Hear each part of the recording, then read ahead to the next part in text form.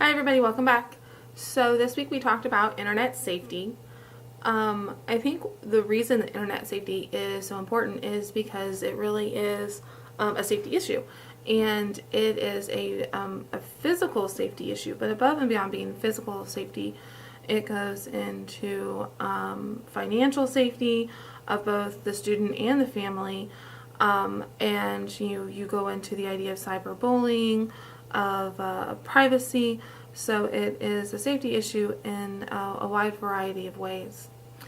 As an educator, you can't overemphasize the importance of internet safety for a lot of reasons, and the biggest one is because when you're dealing with young children, you're starting to help create habits, and you really want young kids to understand and create good habits. So I think one of the things you can do is when you are using technology, you can always point out, this is where the privacy settings are, or we're going to use this social media site, so let's go ahead first and let's check our privacy settings. Are they where they want them to be? You can have, especially if you're talking about older kids, middle school kids who are going to be on social media, have a poster in the room, instead of, oh, first hour algebra today, yuck, say, oh no, going to algebra, because you don't want people to know that you have algebra your first hour. So give them alternative, instead of saying don't tell people that you go get your class schedule, give them alternative ways to say the same thing. It's okay that people know you have algebra.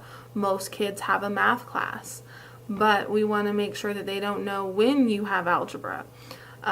So give them alternative ways to say the same thing that is going to protect their privacy.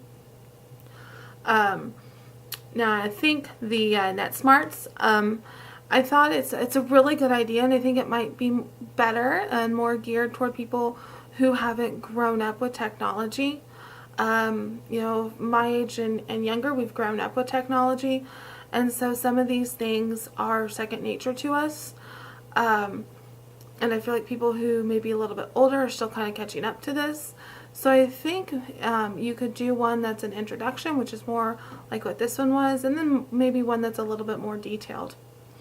But this was definitely a nice, good overview, and I do think it's useful, and it does hit some of the basic highlights.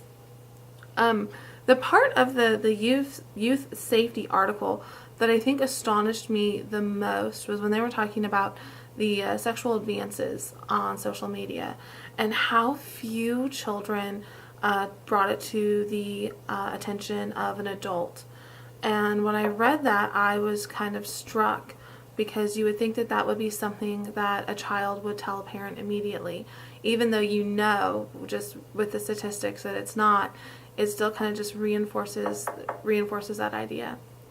The other thing that I thought was really interesting was that the lack of consistency with definitions is one of the reasons that we're really having a hard time with the studies on cyberbullying, and so understanding the necessity for different definitions and for more cohesion and working together to protect our kids. So thank you very much for listening, and I will talk to everybody tomorrow or next week.